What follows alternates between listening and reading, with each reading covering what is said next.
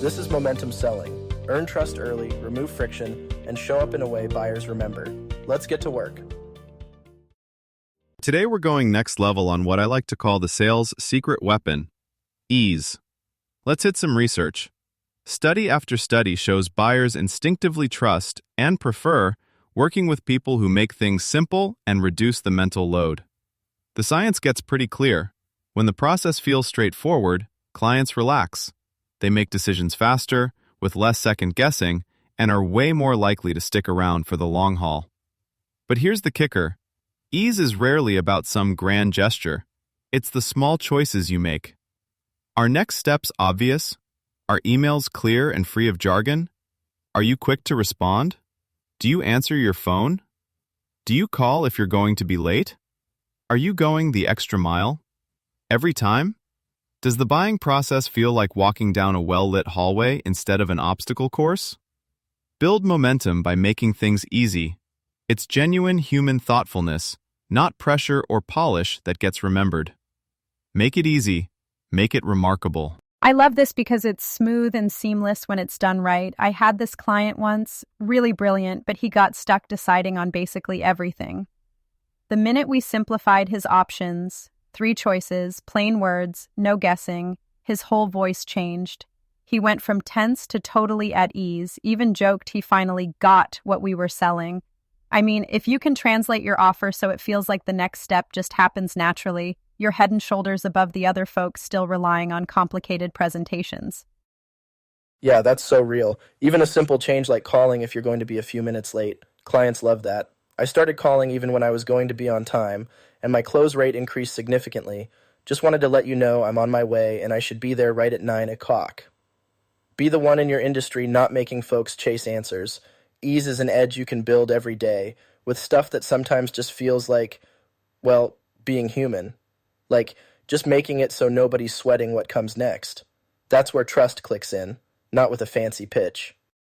And building on our momentum theme, ease becomes your everyday advantage. It doesn't just set you apart when it's time to close, it works from the second someone interacts with you. You're making trust deposits. The easier each moment is, the faster trust forms. And trust is what determines who wins the deal before the paperwork ever lands. All right, let's dig in. Ease isn't just the absence of hard stuff. It means spotting and removing those little points where buyers get stuck. Think about it. One clunky email, a confusing next step, or even awkward phone silence? That's all friction, and friction slows everything down. So how do you catch it before it blows up the sale? It starts with thoughtful preparation. Learn how to anticipate friction. I used to watch salespeople fumble the client experience like Leon Lett. They'd do the hard stuff but then miss on the tiny things. Here's what I did. Every initial call, I'd start with, "This is the process, these are the next steps." Then, after the intro meeting, I'd actually send a clear follow-up the same day. Today's 3 things we covered, here's what's next. For some projects, I'd send a video walkthrough instead of a long-winded email. What's funny is, once I started doing this, the team copied it, and suddenly the whole process became our standard. That became our thing. Clients literally said, "You all just make it so easy." Let's make this real for listeners. Speed round? Jake, I'll toss out a moment and you jump in with the ease move. Ready? Bring it on. First one, client calls with a basic question, clearly confused. Don't send them a FAQ link. Just answer the question on the spot, then offer to follow up with a quick text summary so they have it in writing. Second, client is lost in your online booking system. Get on the phone, screen share, and literally walk them through in 2 minutes. Change the system later if people keep tripping up, but treat this call like gold. Third, client has no idea what happens after they say yes. Always have clear next steps.